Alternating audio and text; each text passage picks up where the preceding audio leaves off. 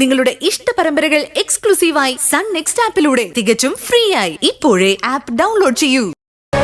ഒരു ഉത്തരത്തിന് വേണ്ടി, നിങ്ങൾ പറഞ്ഞ കഥ വിശ്വസിക്കാതിരിക്കാൻ വേണ്ടി. ഞാൻ പറഞ്ഞത് കഥയാണോ യാഥാർത്ഥ്യമാണോ എന്ന് നിനക്ക് നേരിട്ട് പോയി അന്വേഷിക്കാം. അവന്റെ അഡ്രസ് ഞാൻ തരാം. അന്വേഷിച്ച് നീ കണ്ടുപിടിക്ക് നിന്റെ മകളുടെ വയറ്റിൽ കിടക്കുന്ന കുഞ്ഞിന്റെ യഥാർത്ഥ അച്ഛൻ ആരാണെന്ന്.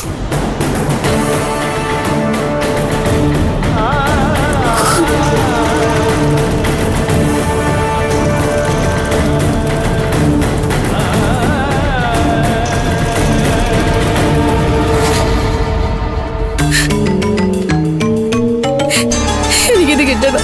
സ്വന്തം ജീവിതം പോലും മറന്ന ഈ വീടിന് വേണ്ടി ജീവിച്ചതിന് എനിക്കിത് തന്നെ കിട്ടണം. ഇതാ പണ്ടുള്ളവര് പറയുന്നത്, അവനവന്റെ കൈ അവനവന്റെ തലക്കീഴിൽ തന്നെ ഇരിക്കണമെന്ന്. എന്റെ തെറ്റാ, എല്ലാം എന്റെ തെറ്റാ. ഞാനിങ്ങനെ ആരെ സ്നേഹിക്കാൻ പാടില്ലാലെന്ന. ചേച്ചി ഇങ്ങനെ കൊച്ചു പിള്ളേർ പോലെ തുടങ്ങല്ലേ.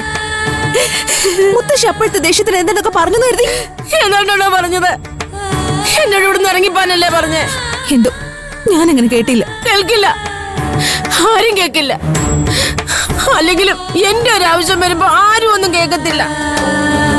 എന്ന് മുതലാ ചേച്ചി ഞാനും നീയൊക്കെ ഉണ്ടായത്? ഓർമ്മ വെച്ച കാലം മുതല് ചേച്ചി ഞാൻ എന്റെ സ്വന്തം ചേച്ചിയെ പോലല്ലേ കാണുന്ന. തിരിച്ചിന്ന് വരെ എന്റെ കാഴ്ചക്ക് എന്തെങ്കിലും ഒരു കുഴപ്പമുണ്ടായിട്ടുണ്ടോ? ഈ വീട്ടിൽ എപ്പോഴെങ്കിലും ഞാനൊരു അന്യർത്ഥിയെ പോലെ പെരുമാറിയിട്ടുണ്ടോ? അതുകൊണ്ടല്ലേ കാര്യം പറഞ്ഞാൽ മനസ്സിലാവുന്ന ചേച്ചിയോട് ഞാൻ സംസാരിക്കുന്നത്. ചേച്ചി ഇവിടുന്ന് ഇറങ്ങിപ്പോയാ മുത്തശ്ശി സഹിക്കുമെന്ന് ചേച്ചിക്ക് തോന്നുന്നുണ്ടോ? എനിക്ക് തോന്നിട്ടെന്താ? മോള് നേരി കണ്ടതല്ലേ. ആ മനസ്സില് എനിക്കിപ്പോ ഒരു സാധനവും ഇല്ല. ചേച്ചി ഞാനിപ്പോ ഇവിടുന്ന് ഇറങ്ങിപ്പോയാ മോളുടെ മുത്തശ്ശിക്ക് സന്തോഷമാവത്തേ ഉള്ളൂ. അതൊക്കെ ചേച്ചിക്ക് ചുമ്മാതെ തോന്നുന്നതാ.